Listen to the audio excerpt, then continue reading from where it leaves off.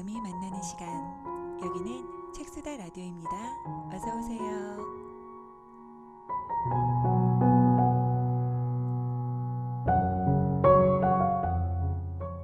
반갑습니다. 저는 책수다 라디오를 진행하는 딸콩맘입니다. 이렇게 찾아와서 책수다 라디오를 들어주고 계신 여러분들 너무 감사드립니다. 그런데 이게 무슨 프로그램인가 궁금하시죠? 책과 마음이 만나는 시간, 제 프로그램의 부제이기도 한데요. 저는 책에 대해 전문적인 리뷰나 서평을 하는 그런 전문가는 아닙니다. 그냥 책을 좋아하는 사람이에요. 그리고 책과 함께 수다 떠는 걸 좋아하죠. 그래서 저는 앞으로 이 시간에 여러분들과 함께 책을 이야기하고 마음을 이야기하려고 해요. 때로는 바쁜 일상의 잠깐의 여유, 때로는 외롭고 상처받은 마음의 따뜻한 위로와 치유, 그런 시간을 만들어가고 싶거든요. 앞으로 제가 여러분들의 편안한 친구, 선배, 언니, 동생이 되어드릴게요.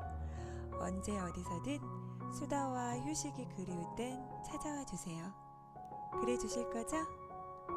그럼 오늘 이야기를 본격적으로 한번 시작해 볼까요?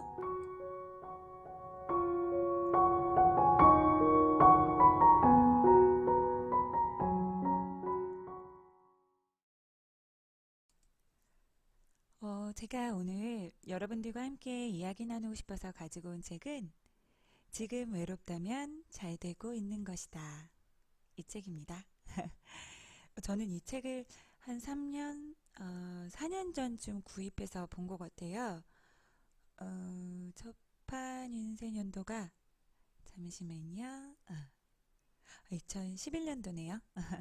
저도 신간으로 바로 본 책은 아니고 아마 서점에서 둘러보다가 우연히 책 제목에 확 꽂혀서 그렇게 사들고 왔던 것 같아요. 아마 그 당시에 제가 좀 외로웠나 봐요. 사실 저는 서점에서 보물찾기 하듯 책을 찾아서 사오는 걸 좋아하거든요. 이렇게 책과 책 사이를 산책하듯이 돌아다니면서 둘러보다가 우연히 표지나 제목 또는 목자 같은 데서 뭔가 제 마음에 확 닿는 부분이 있으면 그냥 들고 와요. 분명 그 책이 그렇게 마음에 들어온 데는 이유가 있을 거란 생각이 들거든요. 음, 그래서 정말 멋진 책을 만나면 세상에 다른 사람들은 모르는 나만의 보물을 가지게 된 것 같은 뭐 그런 느낌이 좋더라고요. 네, 그래서 서점에서의 보물찾기 참 나름 재미지답니다. 앞으로 그렇게 모은 제 보물들은 하나씩 풀어서 여러분들과 같이 나누면 더 좋을 것 같아요. 네, 말이 잠시 또 옆으로 샜네요. 사실 앞으로도 자주 그럴 것 같긴 해요. 수다가 그런 거죠, 뭐, 그쵸? 넓은 아량으로 이해 부탁드리면서 그럼 다시 책으로 돌아가 볼까요? 지금 외롭다면 잘 되고 있는 것이다. 우선 책에 대해서 간단히 설명을 좀 드릴게요. 이 책은 일종의 자기계발서예요. 책 제목에서 알 수 있듯이 우리 안에 늘 숨어있는 외로움에 대한 이야기를 하고 있는데요. 그 외로움을 어떻게 발견하고 마주하고 또 균형을 잡고 극복해 나갈 수 있는지에 대한 이야기예요. 근데 그 방식과 구성이 좀 독특해요. 다른 자기계발서처럼 독자들에게 직접적으로 작가의 말로 전달하는 것이 아니라 소설의 형식을 담고 있거든요. 여러 등장인물들의 삶과 또 그들의 관계를 보여주는 에피소드들로 구성이 되어 있어요. 그리고 그 등장인물들은 우리가 주변에서 흔히 볼 수 있는 평범한 사람들이죠. 직장 생활 7년차 대기업 과장, 한순간 실수로 한직으로 물러난 신문 기자, 직장 내에서 왕따를 당하다가 이직한 커피숍 매니저, 함께하는 시간이 어색해서 주말이면 집을 떠나는 홈리스 가족, 그 외에도 우리가 공감할 수 있는 더 많은 인물들이 이 책 안에는 등장한답니다. 그리고 그들은 서로 얽히고 설킨 관계 속에서 자신들의 외로움을 마주하고 극복해 가면서 성장하는데요. 우리는 그 모습을 통해서 지금의 내 모습, 또 내 외로움을 좀 더 객관적으로 볼 수 있게 되는 것 같아요. 책이 뭔가 나에게 조언하고 가르치려고 하는 것이 아니라 소설의 형식으로 다른 사람의 삶을 들여다보듯이 구성이 되어 있어서 쉽고 재미있게 되게 잘 읽히더라고요. 하지만 그 안에 담긴 메시지는 결코 가볍지 않답니다.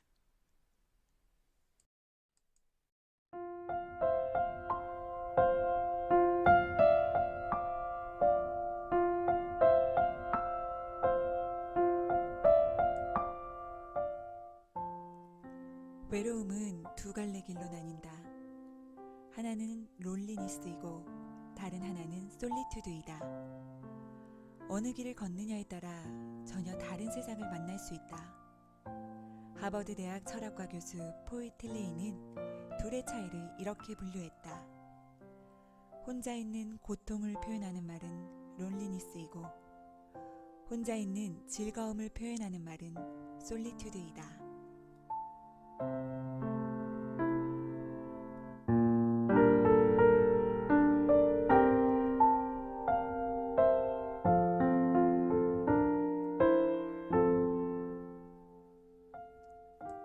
상사들은 바쁘게 움직이는 사람을 선호한다. 바쁜 모습을 의욕적으로 열심히 일하는 것으로 받아들이기 때문이다. 게다가 바쁘게 움직이면 어쩐지 중요한 사람처럼 인식되기도 한다. 본인 스스로도 뿌듯하다. 대단히 많은 것을 해낸 듯한 느낌이다. 대다수의 직장인에게 바쁜 것은 미덕이자 긍지이며 능력의 척도가 되어버렸다. 바쁘시죠? 하고 묻는 것이 상대를 지켜 세우는 인사로 통한다. 바쁨의 확인으로 인사를 하는 나라는 지구상에서 대한민국이 최초다. 많은 사람들 사이에서 웃고 떠들다가 밤이 깊었다. 또 하루가 지난 것이다. 친근한 대화 속에서 웃고는 있지만 왠지 허전하다. 매일 이렇게 바쁘게 사는데 알맹이는 하나도 없는 것 같다.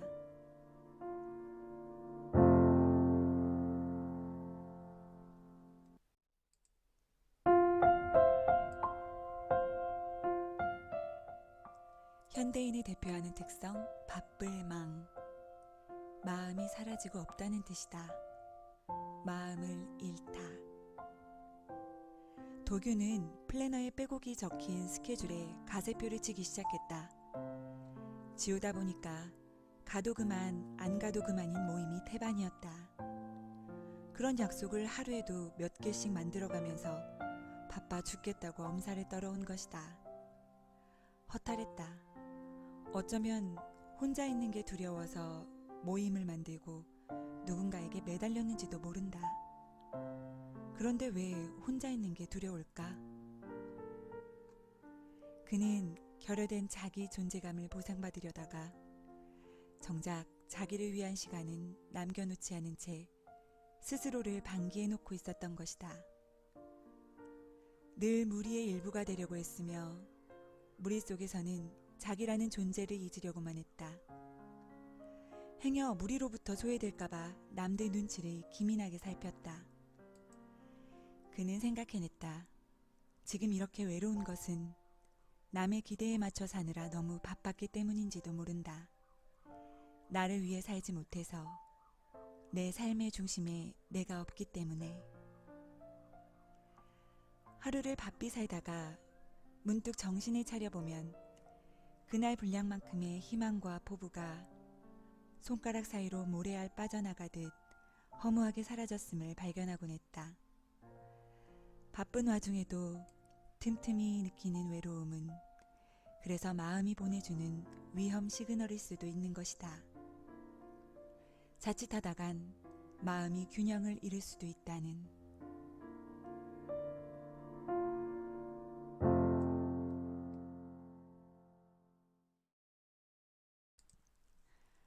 이 책은 어디에서 외로움이 오는지, 우리들은 그 외로움을 어떻게 마주하고 있는지에 대한 이야기들로부터 시작합니다.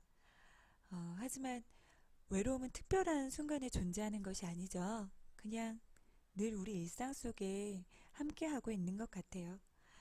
특히나 아주 바쁘고 숨가쁘게 살고 있으면 어, 그 와중에도 아주 잠깐, 그 잠깐의 틈을 타고 훅 들어오는 외로움이 있잖아요. 너무 자주 마주하지만 도대체 그 이유를 잘 모르겠는? 그래도 이 구절을 읽고 나니까 왠지 외로움의 본질이 그런 거였나? 조금은 느껴지는 부분이 있긴 하더라고요.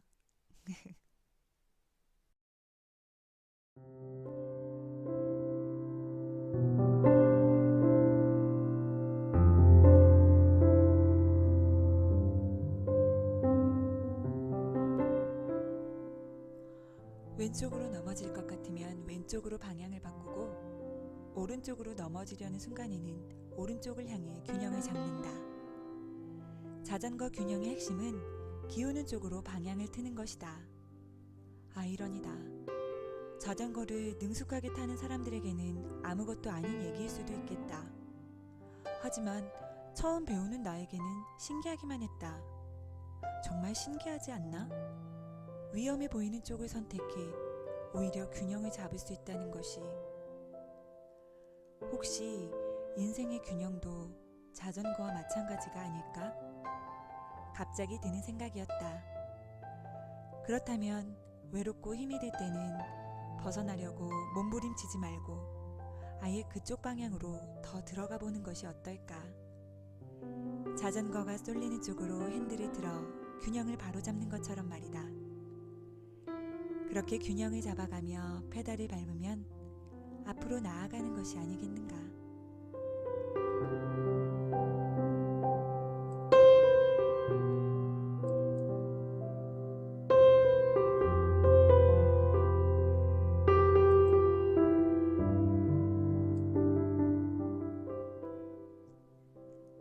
걸을 때는 대뇌피질의 인지 영역 회로가 긴장 상태에서 벗어난다고 한다. 두뇌가 이완되기 때문에 평소와는 다른 상태, 즉 텅 빈 상태가 가능하다는 것이다. 위대한 철학자나 사상가들이 산보를 즐겼던 이유도 여기 있다고 한다. 번뜩이는 영감을 만나기 좋은 상태이기 때문이다.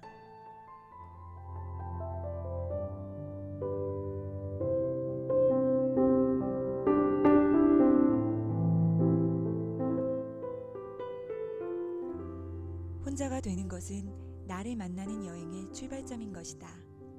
걸으면서 생각을 떠올리는 것이다. 두서없이 말이다. 좋은 일, 슬픈 일, 기분 나빴던 일, 지금의 느낌, 오래전의 기억. 혼자가 되면 누군가와 함께 있을 때와는 비교도 안 될 정도로 많은 생각과 마주하게 된다.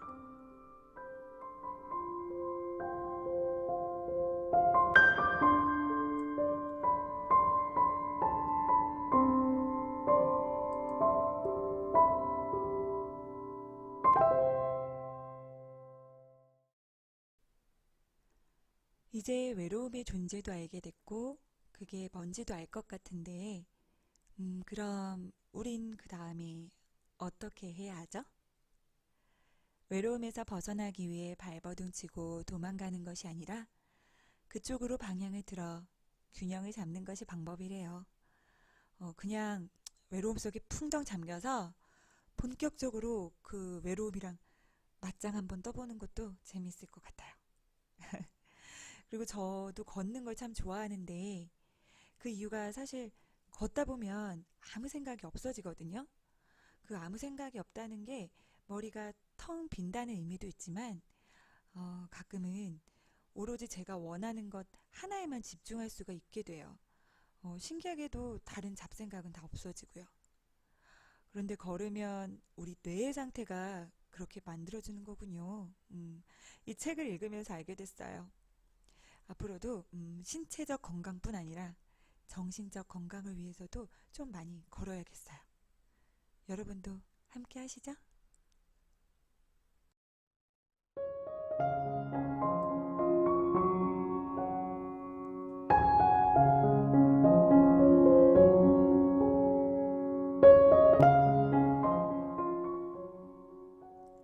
먹고 싶은 것, 가고 싶은 곳, 좋아하는 연예인은 금방 10손가락 이상 꼽을 수 있다. 하지만 정작 자기가 어떤 사람인지 말할 수 있는 사람은 많지 않다. 내가 내 안에 없는 것이다. 그래서 나를 내세우면서도 외로운 것이다.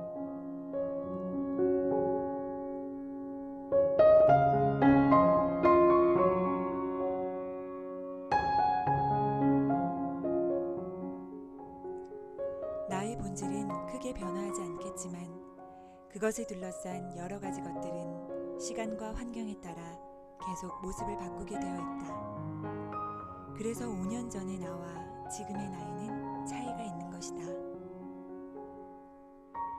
누구에게나 나는 세 개의 차원으로 이루어져 있다. 첫 번째는 내가 이미 만난 나. 두 번째는 곁에 있지만 아직 만나지 못한 나. 마지막으로 만날까봐 두려워서 꼭꼭 숨겨놓는 나.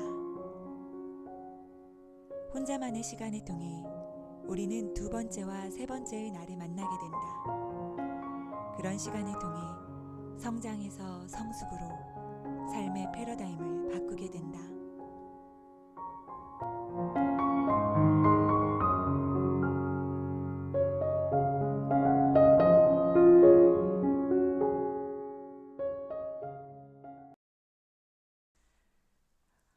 결국 외로움 속에서 균형을 잡고 극복한다는 것은 내가 나에게 하는, 내가 나일 수 있는 진정한 자아를 찾는다는 걸 의미하는 것 같아요.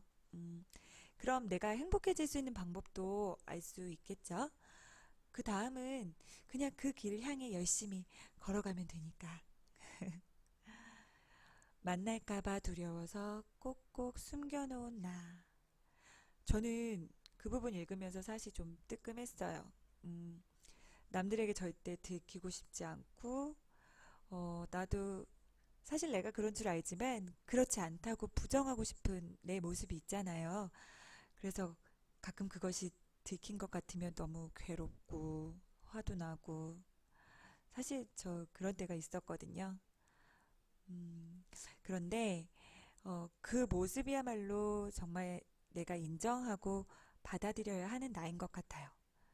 내가 그런 나를 인정해야만 좀 더 나은 인간이 될 수 있는 거잖아요. 사실 그걸 인정하지 않는다는 것은 결국 아닌 척, 그런 척, 결국 척 하면서 사는 것 뿐이니까, 그럼 나 자신이 진짜로 행복해지지 않을 것 같아요. 그죠? 여러분은 어떠세요?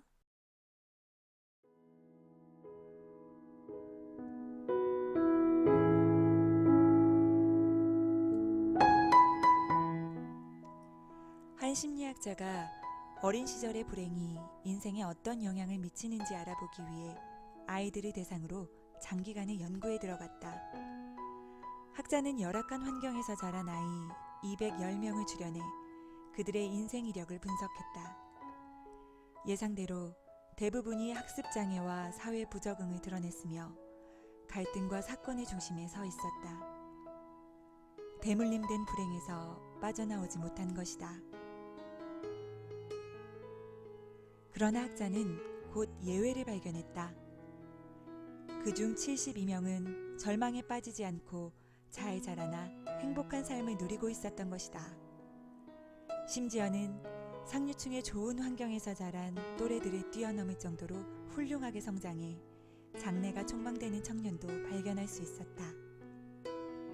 도대체 이런 차이는 어디서 발생한 것일까? 학자는 심층 면담을 통해 그 해답을 찾아낼 수 있었다. 그들 72명에게서 공통점이 발견된 것이다. 그 공통점이란 자신의 입장을 이해해주고 받아주는 사람이 인생에 걸쳐 한 명은 있었다는 것이다.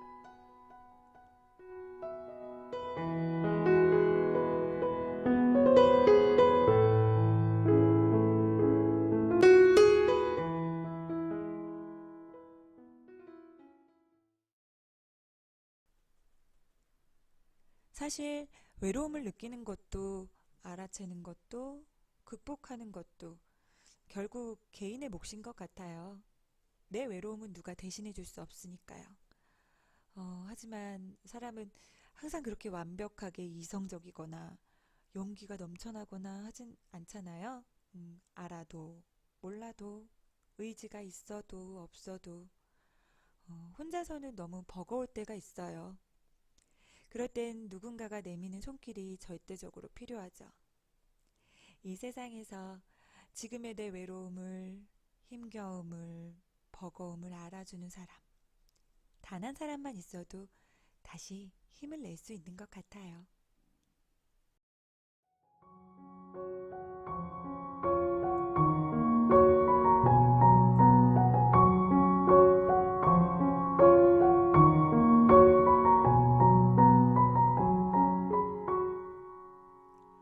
오늘은 지금 외롭다면 잘 되고 있는 것이다 라는 책과 함께 이야기 나눠봤어요. 외로움은 절망이 아니라 내가 더 행복해질 수 있고 한 단계 더 성장할 수 있는 희망이다. 그게 이 책이 주는 메시지인 것 같아요. 여러분들 지금 외로우시다면 다 잘 되고 있는 거랍니다. 절대 의기소침해지거나 절망하지 마세요. 오히려 그 외로움을 즐길 수 있으시길 바래요.